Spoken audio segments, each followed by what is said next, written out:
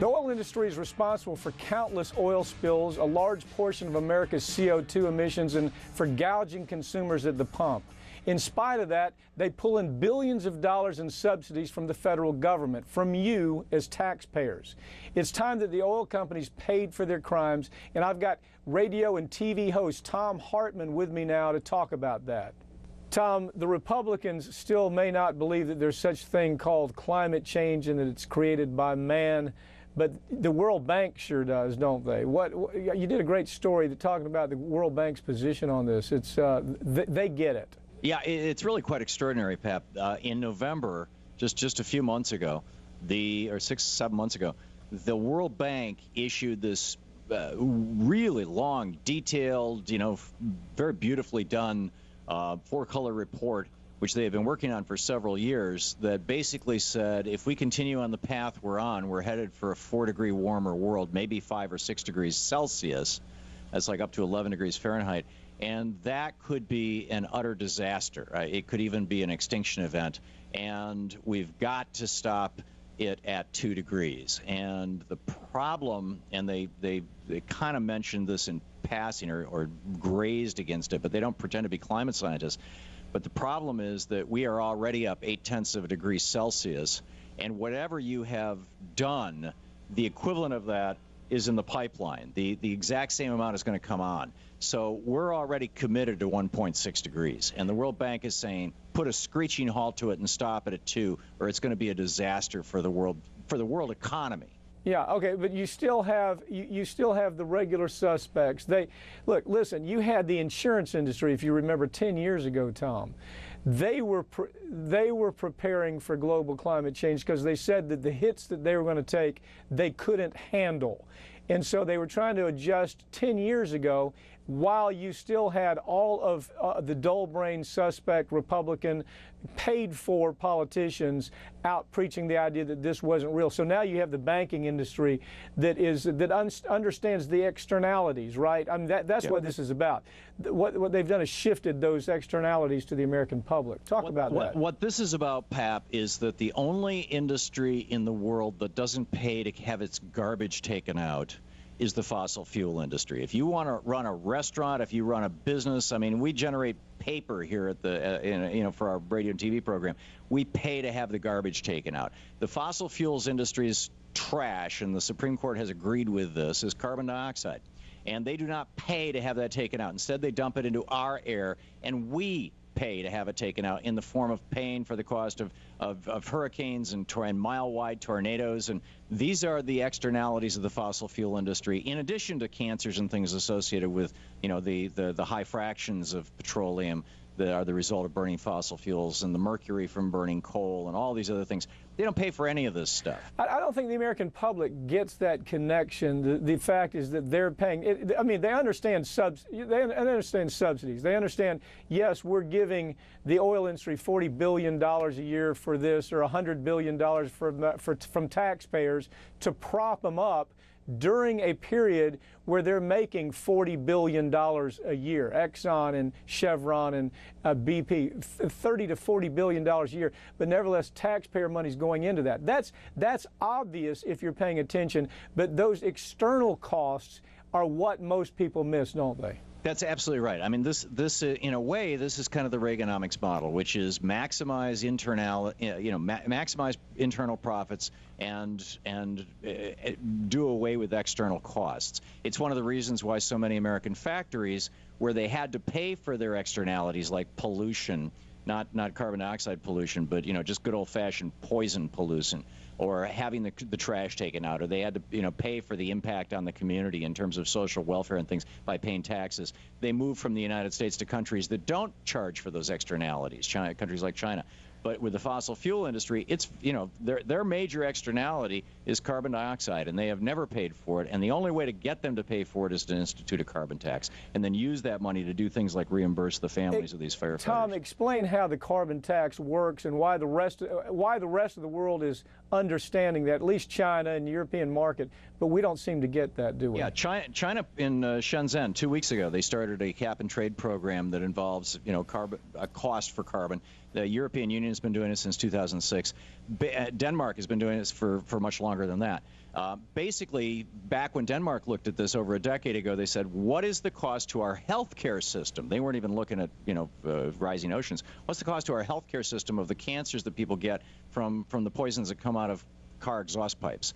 And they calculated that and said, okay, it works out to about $1 a gallon. So they raised the price of gasoline by that, added that to the tax and funneled that into their healthcare system. That's an example of capturing that cost. When you look at the raw externalities associated with burning fossil fuels, the cancers, the things that, the things that can be emphysema, the things that can directly be defined, it looks like those externalities associated with carbon dioxide, probably $20, $30, $40 a ton of carbon dioxide would be a reasonable starting point for a carbon tax. Okay, so what we see, how do we get there, Tom? Unless we revamp Citizens United, unless we take money out of politics. If you look at the numbers, the last article I saw that you wrote about this, almost $240 million in political candidate kind of money that flowed from the oil industry. 75% of it went to Republicans. Some of them were clearly bought Republicans, and we're never going to change that. But that's a great investment for the oil company, because in buying that, you buy a congressman like Lamar Smith, for example, who becomes your voice. That Lamar Smith, he may not accomplish anything on his own, but he's the person that you have bought to go out there and fight your fight for you. I mean, Coburn, there's a lot of these guys out there that have been bought and paid for. Yeah. Yep, absolutely. This is one of the best investments going. You invest $100 million, you make back tens of billions of dollars. You can't make money like that in the stock market. You can't make money like that in manufacturing. Right now in the United States, the best investment in this country is buying members of Congress. And yes, the only way to undo that is to go around the Supreme Court and amend the Constitution to say two very simple things. Money is not free speech under the First Amendment, and corporations are not people under any part of the Constitution. They are artificial entities. And let me add, by the way, very quickly, if we put a carbon tax into place at around the $25 to $40 threshold, which is, again, considered very, very, very modest and only capturing a fragment of the externalities. At that point, if the carbon fuel industry, fossil fuel industry had to pay for their waste, all of a sudden, solar and wind and geothermal become more economical than any of the fossil fuels. You would see an instant transition to renewable energies worldwide. Tom, right now we see China is the new leader for carbon emissions and pollution in the environment, but at least whether it's real, it appears to be real. What I read and what I see appears to be real is China's effort to get ahead on the alternative energy fight, because they realize if they win that, they're going to be able to save a lot of money to the GDP. They're going to be able to really advance by taking that money that they would have squandered on fossil fuel and making it up in alternative resources. What is your take on that? Yeah, I think that your analysis is spot on. There's a bunch of other subtleties to it. One, China is one of the physically largest countries in the world, and there's a lot of rural areas. And in rural areas where there is no electricity at all, they can instantly leapfrog the entire fossil fuel part of the evolutionary cycle of electricity and go from no electricity to solar electricity just like that. And that's happening big time across Africa right now. That's happening big time across China and rural China. And to some extent in rural India as well. Number one. Number two, they're looking at, you've got companies now that are saying, we're going to leave Beijing, we're going to leave Shanghai, because our employees are not willing to work in this polluted an atmosphere. They don't want to raise their children in this polluted an atmosphere. And so they're freaking out about that. It's just bad for business. I mean, especially after they've invested trillions in infrastructure.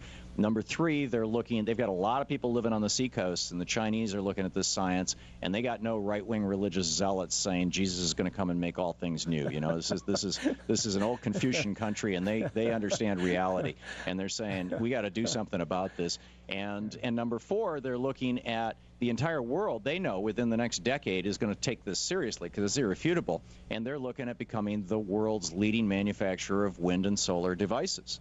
Yeah, well, it becomes a product that we have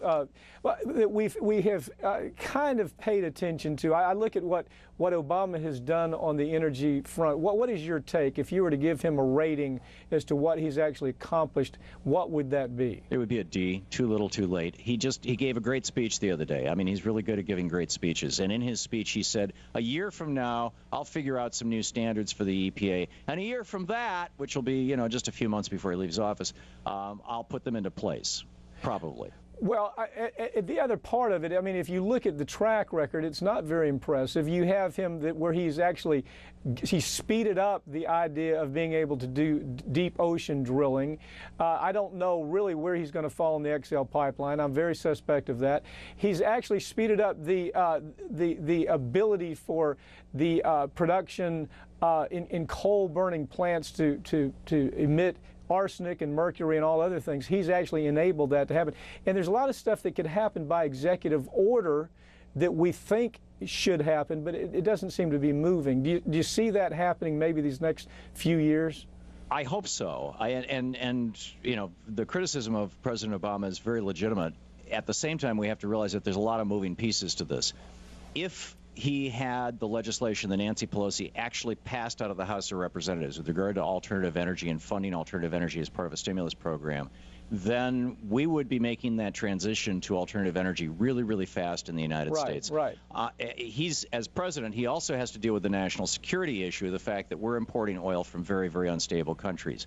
So from that point of view, just from the national security point of view, he's got the Pentagon telling him, we really need to dial back on the oil we're bringing in from Venezuela and from Saudi Arabia and from other countries that might not be there for us when we need them, and developing domestic sources. And then Congress says, okay, that's great. The only domestic source we're going to let you develop is fossil fuels. Yeah. And so that's what he's been doing. I don't agree with it, but I understand it. Thom Hartmann, thank you for joining us. Thank you, Pap.